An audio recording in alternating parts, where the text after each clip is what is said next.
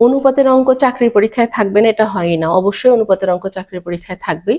তো এই অঙ্কগুলোকে খুব সহজে 20 সেকেন্ডে বা 30 সেকেন্ডে করার জন্য আমরা কি করব বা কিভাবে করতে পারি সেটা আমরা দেখব। এই অঙ্কগুলোকে যদি আপনি ফর্মালি করতে যান তাহলে কিন্তু 3 থেকে 4 মিনিট সময় লাগে। তো সুতরাং আমরা দেখি যে আমরা খুব সহজে কিভাবে করতে পারবো। প্রথম কাজ হচ্ছে মিশ্রণটা মনে রাখা, যে কতটুকু মিশ্রণ, 60 লিটার। আর পরের কাজ হচ্ছে অনুপাত দুটো শুধু লিখে নিব, বাস কাজ শেষ। এরপরে কি করব, এই 3 দিয়ে এই দুজনকে গুণন, এই 7 দিয়ে এই দুজনকে গুণন, অর্থাৎ প্রথম অনুপাতের প্রথমটা দিয়ে দুইজনকে গুণন, আবার দ্বিতীয় অনুপাতের প্রথমটা দিয়ে প্রথম রাশি দিয়ে দুইজনকে গুণন, গুণ করে আমি লিখে ফেললাম। 3 দিয়ে গুণ করলে 3 7 21, 3 3 9। 7 দিয়ে গুণ করলে 3 7 21, 7 7 49 লিখলাম। এখন আমি দেখব যে এই দুইটার যোগফলের সমান কিনা। 21 আর 9 30, না সমান হয় নাই, আরো 2 দিয়ে গুণন করলে তারপর সমান হবে। তো সমান করার জন্য আমরা এটাকেও 2 দিয়ে গুণন করব, এটাকেও 2 দিয়ে গুণন করব।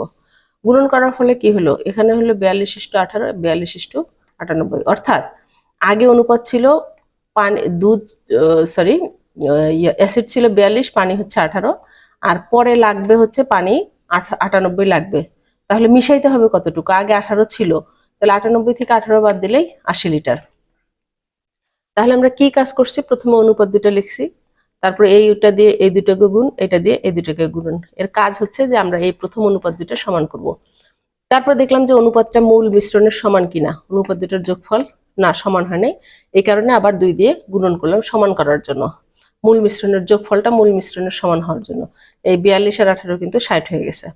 তো মূল মিশ্রণের সমান হওয়ার পরে কি, 42 হচ্ছে অ্যাসিড, 18 হচ্ছে পানি, আর লাগবে কতটুকু, 42 হচ্ছে অ্যাসিড, 98 লিটার পানি লাগবে।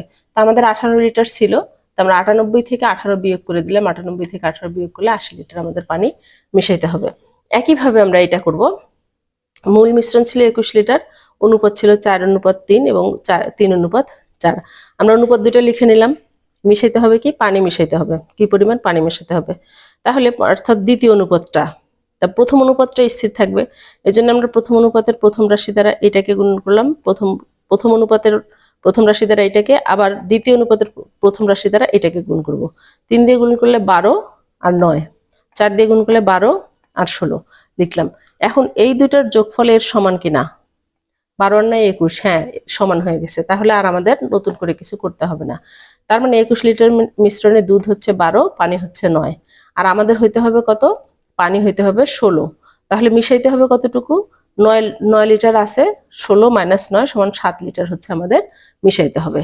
তাহলে কিন্তু অঙ্ক আমাদের হয়ে গেল।